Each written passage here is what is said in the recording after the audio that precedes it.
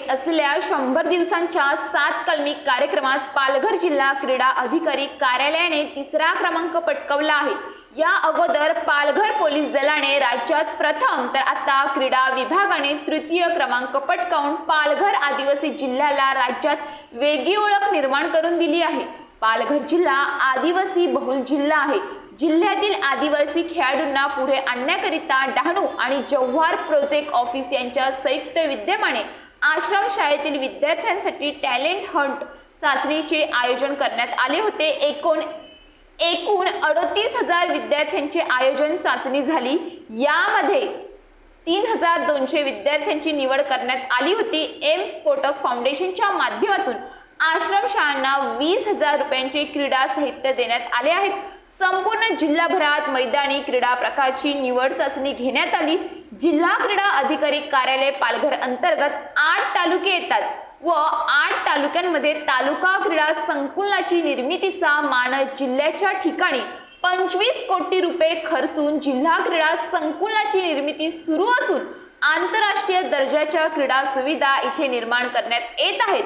सन 2022-23 मध्ये पालघर जिल्ह्याचे शालेय क्रीडा स्पर्धेत सहभाग हा केवळ 22,000 होता, तर 2023-24 मध्ये 38,000 झाला आणि सन 2024-25 शैक्षणिक वर्षामध्ये तो वाढून जवळपास 65,000पेक्षा जास्त विद्यार्थी यामध्ये सहभागी झाले आहेत। आदिवासी जिल्हा आणि नवीन जिल्हा म्हणून ओळख असणाऱ्या जिल्ह्यातील क्रीडा विभागाने 3रा क्रमांक पटकावून क्रीडा क्षेत्रात राज्याला एक वेगळी ओळख निर्माण करून दिली आहे।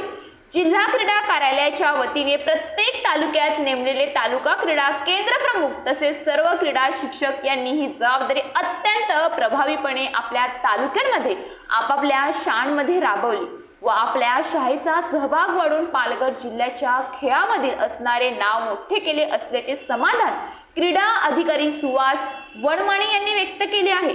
पालघर जिल्ह्यामध्ये आजतागायत राज्यस्तरीय क्रिकेट, कबड्डी, व्हॉलीबॉल, स्केटिंग इत्यादी स्पर्धा आयोजनाचा मान मिळाला आहे।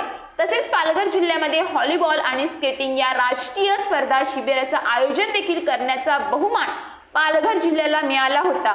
जिल्हा क्रीडा अधिकारी कार्यालयाने खेळाचा विकास व्हावा यासाठी त्यांनी अथक प्रयत्न केले आहेत। जिल्ह्यातील खेळाडूंना मार्गदर्शन करण्यासाठी प्रशिक्षित मार्गदर्शक म्हणून आणून त्यांना प्रशिक्षित करणार आहोत।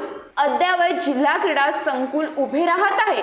2032च्या ऑलिम्पिक मध्ये आपला खेळाडू खेळेल या दृष्टीने यापुढे आमचे प्रयत्न असणार आहेत, असे पालघर जिल्हाधिकारी तथा जिल्हा क्रीडा परिषदेच्या अध्यक्षा डॉक्टर इंदुराणी जाखड म्हणाल्या।